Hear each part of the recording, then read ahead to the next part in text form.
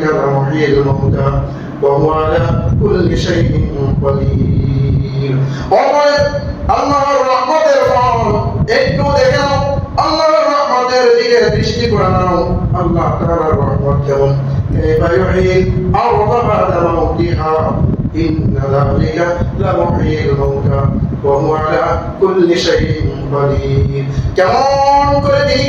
মৃত্তিকার মৃত্যুর পর আবার জীবিত করেন অর্থাৎ মাটি যখন মৃত্যুবরণ করে শুষ্ক হয়ে যায় যখন বৃষ্টির সিজন থাকে না জমিন শুষ্ক হয়ে যায় জমিন শুষ্ক হয়ে যাওয়ার পর ওই শুষ্ক জমিনের মধ্যে যখন ফসল ফলানো হয় বীজ বপন করা হয় ওই জমিনের মধ্যে কোনো ফসল উৎপাদন হয় না ওই জমিনের মধ্যে কোনো বীজ গজাইয়া উঠতে পারে না তারপর আল্লাহ কুদরতি ভাবে আসমান থেকে পানি বর্ষণ করে বৃষ্টি বর্ষণের মাধ্যমে ওই জমিন আমার জীবিত হয়ে যায় ওই জমিনের মধ্যে আল্লাহ কুদরতি ভাবে অটোমেটিক ভাবে বীজ গজাইয়া উঠতে শুরু করে গাছপালাগুলি কত সুন্দর ভাবে গজাইয়া ওঠে এই জন্য আল্লাহ বলেন ইন্না যালিকা লামুহিল মাউতা নিশ্চয়ই আল্লাহ তাআলার পক্ষে এটা কোনো কঠিন ব্যাপার নয় মানুষ যখন মৃত্যুবরণ করবে আবার তাকে জীবিত করবে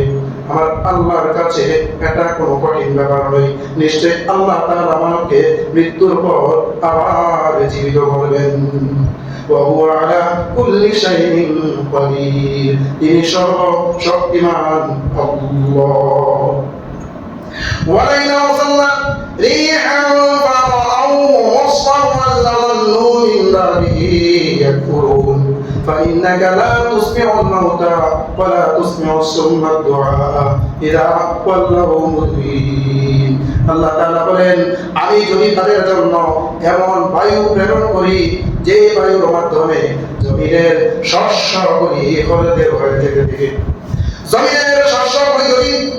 কালারিং হয়ে যেতে থাকে যদি দেখে তারা হলদে হয়ে গেছে তারপরেও তারা কৃতজ্ঞতা প্রকাশ করবে তারা আমার কৃতজ্ঞতা প্রকাশ করবে না ولئن أرسلنا ريحا فرأوه مصفرا لظلوا من بعده يكفرون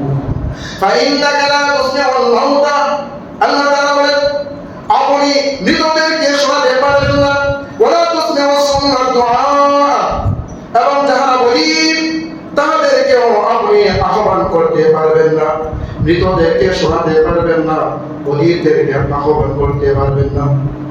মৃতদের কথা কেন বললেন অর্থাৎ কোন ব্যক্তি যদি মৃত্যুবরণ করে অথবা মৃত ব্যক্তির সামনে যদি কেউ কোনো কথা বলে ওই মৃত ব্যক্তি যেমন ভাবে সাড়া দিতে পারে না তেমনি ভাবে যারা আপনাকে পৃষ্ঠ প্রদর্শন করেছে যারা শুনে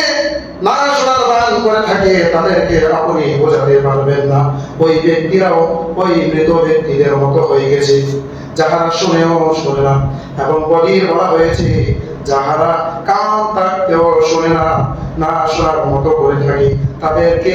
আপনি যদি বারবার করে বোঝাতে থাকেন কিন্তু তারা কোনোদিন আপনার কথা সাড়া দেবে না আপনি তাদেরকে আহ্বান করতে পারবেন না এরা ওয়াল্লাহু মুদবিরিন যতক্ষণ পর্যন্ত তারা পৃষ্ঠ প্রদর্শন করে থাকবে যতক্ষণ পর্যন্ত তারা আপনার প্রতি পৃষ্ঠ প্রদর্শন করবে ততক্ষণ পর্যন্ত তাদেরকে বোঝাতে পারবেন না তাদেরকে আহ্বান করতে পারবেন না ওয়ামান তাবিহাদিল উম্মি আনবালাবিহিম এবং যারা অন্ধ তাদেরকেও আপনি সঠিক পথের প্রতীক বানাইতে পারবেন না হেদায়েতের পথে পথ প্রদর্শিত করতে পারবেন না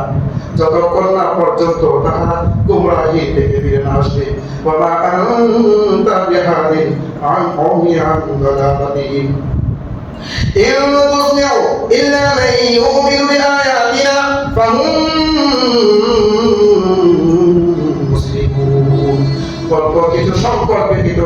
অল্প কিছু সংখ্যক লোক যাহারা আমার আয়াতকে বিশ্বাস করে আমার কালামুল্লাহকে বিশ্বাস করে নবী রাসূলগণকে বিশ্বাস করে নবী রাসূলগণের প্রতি যাদের ঈমান রয়েছে আমি আল্লাহর প্রতি যাদের ঈমান রয়েছে তাহারা হইল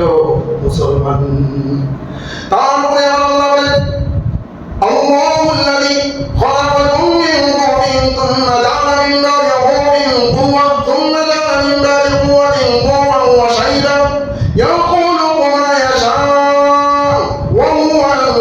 হালিমুন কাদির। আল্লাহ যিনি তোমাদেরকে দুর্বল অবস্থায় সৃষ্টি করেছেন। আল্লাহুল্লাযী খালাকাকুম মিন দুফিন সুম্মা জাআলা মিন বা'দি দুফিন কুওয়া। দুর্বল অবস্থায় তোমাদেরকে সৃষ্টি করেছেন, আবার দুর্বলতার পর তোমাদেরকে তিনি শক্তিতে পরিণত করেছেন। খালাকাকুম মিন দুফিন সুম্মা জাআলা মিন বা'দি দুফিন কুওয়া। আমার দুর্বলতার পর যখন তোমাদেরকে শক্তিতে পরিণত করেছেন, শক্তিতে পরিণত করার পর তোমাদেরকে দুর্বলে এবং বার্ধক্যের মধ্যে তিনি পৌঁছে দেন। সুবহানাল্লাহ। শক্তিতে পরিণত করেছে দুর্বল অবস্থার পর, আবার শক্তি দেওয়ার পর তিনি দুর্বলতার মধ্যে নিয়ে পৌঁছে দেন। তার মানে কি, যখন বাচ্চা মায়ের গর্ভ থেকে জন্মগ্রহণ করে তখন বাচ্চাটা একেবারে ছোট, সে কিছু বলতে পারে না। এই মর্মে আমার আল্লাহ অন্য আয়াতের মধ্যে বলেন, ওয়াল্লাহু আখরাজাকুম মিন বুতুনি উম্মাহাতিকুম লা তা'লামুনা শাইআ। আল্লাহ তাআলা বলেন, তোমরা যখন তোমাদের মায়ের গর্ভ থেকে জন্মগ্রহণ করো তখন তোমাদের কোনো ভাষা জানা ছিল না, তোমাদের কোনো কিছু ছিল না জানার মতো, তোমাদের কোনো ভাষা বুদ্ধি কিছুই জানা ছিল না, তোমরা কিছুই জানতে না। আমার আল্লাহ বলেন, আমি তোমাদেরকে দুনিয়াতে পাঠানোর পর দুইটা কৌশল আমি শিক্ষা দান করেছি। কয়টা শিক্ষা? দুইটা শিক্ষার মধ্যে এক নাম্বার শিক্ষা হইল, সর্বপ্রথম আমি তোমাদেরকে কান্নার কৌশল শিক্ষা দিয়েছি। কান্নার শিক্ষা দেওয়ার দ্বারা উদ্দেশ্যটা কি?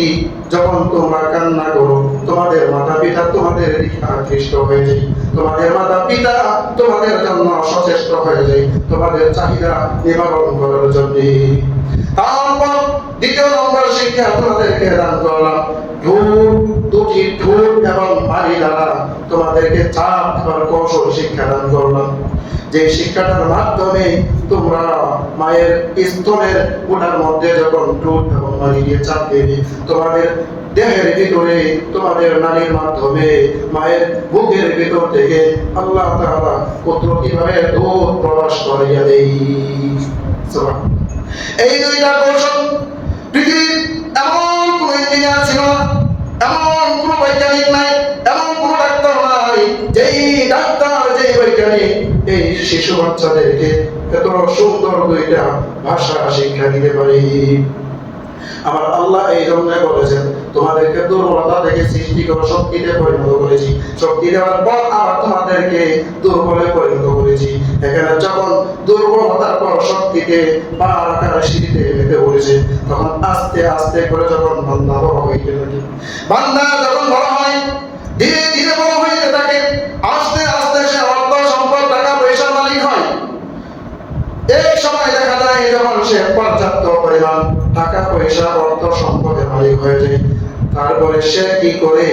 আকাশ চুম্বি আকাশ কুসুম পরিকল্পনার আশা করতে থাকে, আকাশের মধ্যে চলে যেতে থাকে, চন্দ্রের মধ্যে মঙ্গল গ্রহের মধ্যে জাল বাঁধতে শুরু করি। আমার আল্লাহ বলে, তোমাদেরকে চন্দ্রের মধ্যে মঙ্গল গ্রহের মধ্যে জাল পাতার জন্য আমি এই জগৎগুলিকে সৃষ্টি করি নাই, আমি চন্দ্রের মধ্যে তোমাদেরকে বাড়িঘর করার জন্য সৃষ্টি করি নাই। তাহলে তো আকাশ চুম্বি আশা করতে থাকে, আমার আল্লাহ তোমাদেরকে তো এই চন্দ্রের মধ্যে বাড়িঘর বানানোর জন্য সৃষ্টি করা নাই, কিয়ামত পর্যন্ত তোমরা চেষ্টা করতে পারবা, কিন্তু কোনদিন ওই আকাশের মধ্যে বাড়িঘর নির্মাণ করতে পারবা না। সুবহানাল্লাহ। আমার আল্লাহ বলেন, হে বান্দা, তুমি পিছনের দিক চিন্তা করো, পিছনের দিক চিন্তা করো, তোমাকে আমি কিসের থেকে সৃষ্টি করেছি? আমি তোমাদেরকে দুর্বল করে বানাইয়া আবার সবল করেছি, আবার সবল করার পর আবার তোমাকে দুর্বল হইতে হবে। এই কথার মধ্যে এতটুকু শিক্ষা গ্রহণ করো, এই শিক্ষাটাই তোমার জন্য যথেষ্ট, এর চাইতে বেশি আর তোমার জন্য শেখার জন্য কোনো প্রয়োজন নাই। আল্লাহ তাআলা আমাদেরকে এই কথা শোনা বোঝার তৌফিক দান করুন।